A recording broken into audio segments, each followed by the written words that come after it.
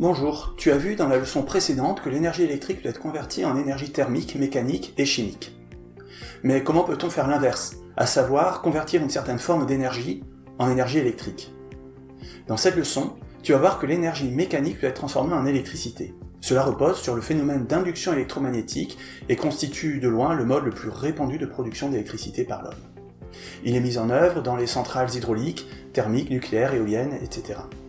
Je ne parlerai pas des autres moyens de produire de l'électricité, qui sont tout aussi stratégiques dans le contexte de la transition énergétique. L'électrochimie est utilisée dans les piles et autres batteries. Les panneaux photovoltaïques reposent sur la photoélectricité. Voici pour commencer une expérience. Je vais lâcher ce petit aimant en néodyme dans ce tube vertical qui est en plexiglas et qui fait 1 mètre de long. Puis je vais recommencer avec ce tube en cuivre de même dimension. Ni le plexiglas, ni le cuivre ne sont magnétiques. Ils n'attirent pas l'aimant. Dans le tube en plexiglas, le temps de passage est d'environ une demi-seconde. Voyons maintenant avec le tube de cuivre.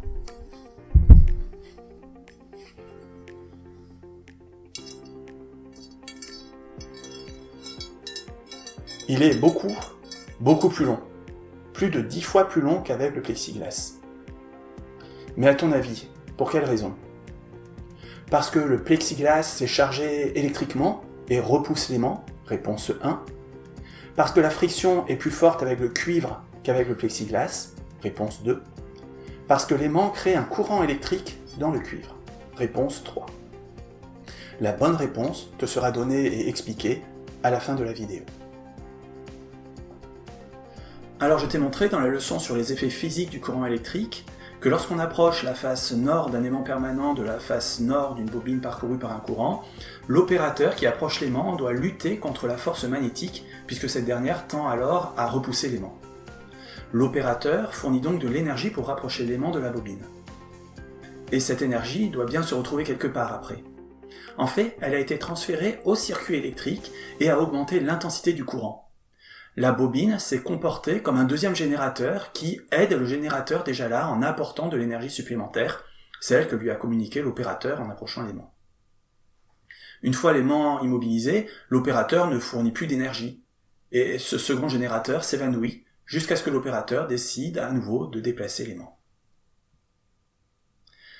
Alors il va se produire la même chose si on recommence, mais cette fois-ci sans le générateur. En rapprochant de la bobine la face nord de l'aimant, la bobine se comporte comme précédemment, c'est-à-dire qu'elle agit comme un générateur qui fait circuler un courant de telle sorte que la face de la bobine orientée vers l'aimant soit aussi une face nord. Le mouvement mécanique de l'aimant s'est donc transformé en électricité. Il a induit un courant dans le circuit. Ceci porte le nom d'induction électromagnétique. Alors à ton avis, que va-t-il se passer si on éloigne maintenant l'aimant, sa face nord étant toujours orientée vers la bobine? Pour les mêmes raisons, la bobine va se comporter comme un générateur qui va fournir de l'énergie au circuit dans lequel va apparaître un nouveau courant induit. Dans quel sens ce courant circulera-t-il? Puisque l'opérateur fournit de l'énergie au circuit, il faut bien qu'il lutte contre une force. La bobine doit donc chercher à empêcher l'aimant de s'éloigner.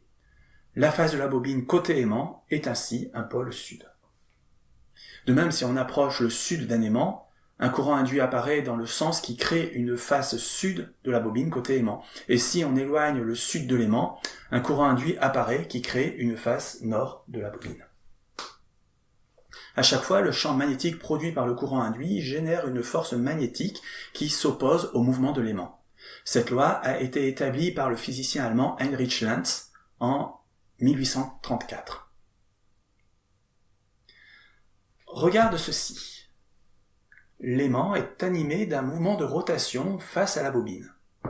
Lorsque le sud de l'aimant s'en rapproche et le nord s'en éloigne, la bobine se comporte comme un générateur en établissant un courant de telle sorte qu'elle s'oppose à la rotation de l'aimant.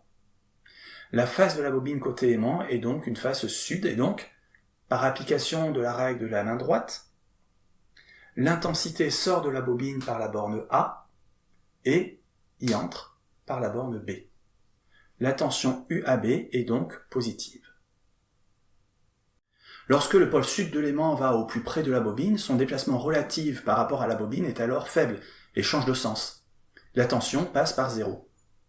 En continuant, le pôle sud s'éloigne et le nord se rapproche. La face de la bobine devient nord pour s'y opposer, et donc le courant dans la bobine change de sens. La tension UAB est alors négative, et ainsi de suite. Ceci constitue le principe des alternateurs, qui sont des machines rotatives permettant de convertir l'énergie mécanique en énergie électrique sous forme de courant alternatif. Les dynamos de vélo sont des alternateurs. Le galet, que tu peux voir tout en haut, est tourné par le frottement du pneu et entraîne la rotation de l'axe sur lequel se trouve un aimant. Cet aimant est entouré d'un noyau fixe de fer sur lequel est enroulée une bobine. La rotation de l'aimant induit une tension électrique aux bornes de la bobine. La fréquence de cette tension est fixée par la vitesse de rotation de l'aimant. La production d'électricité dans les centrales nucléaires, hydrauliques ou éoliennes est basée sur ce principe. Des aimants sont mis en rotation par la vapeur, l'eau ou le vent, induisant un courant électrique dans des bobines. Ces alternateurs peuvent alors être très très gros et puissants, comme celui que tu peux voir ici. La boucle est pour ainsi dire bouclée. En un lieu donné, un fleuve transporte une formidable quantité d'énergie. Beaucoup plus loin se trouve un atelier qui aurait besoin de cette énergie. Alors comment faire pour la transporter du fleuve à l'atelier ? Un barrage est construit sur le fleuve, des turbines sont mises en mouvement par la force hydraulique et entraînent sur place des alternateurs. L'électricité produite est alors transportée par des lignes électriques jusqu'à l'atelier. Et là, des moteurs convertissent l'énergie électrique pour actionner les outils de fabrication. Dans cet exemple, l'énergie hydraulique est une énergie dite primaire, car elle est issue d'un phénomène naturel et n'a pas été transformée. L'énergie électrique produite, elle, est dite secondaire, car elle résulte d'une transformation volontaire. L'intérêt de cette source d'énergie secondaire vient de ce qu'il s'agit d'un vecteur énergétique, c'est-à-dire d'un mode permettant de transporter l'énergie d'un endroit vers un autre. Alors bien sûr, le rendement n'est pas de 100%, et il y a des pertes d'énergie dans chacun des maillons de cette chaîne. Tu as vu par exemple que pour réduire les pertes par effet Joule lors du transport, on élève la tension dans les fils. Un transformateur électrique permet justement de modifier la tension et l'intensité d'un courant alternatif. Un transformateur est constitué de deux enroulements partageant un même noyau ferromagnétique. L'enroulement primaire est soumis à la tension d'entrée U1, la tension aux bornes du secondaire est U2. N1 et N2 sont le nombre de spires de chacun des deux enroulements. Ces derniers sont traversés par le même champ magnétique. Pour un champ magnétique donné, la tension aux bornes d'un enroulement de géométrie fixée est proportionnelle au nombre de spires. En effet, la tension aux bornes de l'ensemble constitué de deux enroulements identiques en série, soumis à un même champ magnétique, est la somme des tensions aux bornes de chaque enroulement pris individuellement. Elle vaut donc le double. Autrement dit, on double la tension en doublant le nombre de spires. La tension U1 est donc proportionnelle à N1 et U2 est proportionnelle à N2, ce qui revient à U1 sur N1 égale U2 sur N2, autrement dit, U2 est égal à N2 divisé par N1 multiplié par U1. En négligeant les pertes d'énergie dans le transformateur, la puissance fournie au primaire doit être égale à la puissance qu'il restitue au secondaire, soit U1 fois I1 égale U2 fois I2. On en déduit que I2 divisé par U1 est égal à U1 divisé par U2, qui est aussi égal à N1 divisé par N2. Lorsque la tension augmente d'un facteur N2 divisé par N1, l'intensité diminue du même facteur et donc la puissance dissipée par effet Joule, qui est proportionnelle au carré de l'intensité, diminue d'un facteur N2 sur N1 au carré. Voici le symbole d'un transformateur dans un schéma électrique et deux photos de transformateurs de tailles très différentes. Alors je n'ai pas oublié la question posée au début.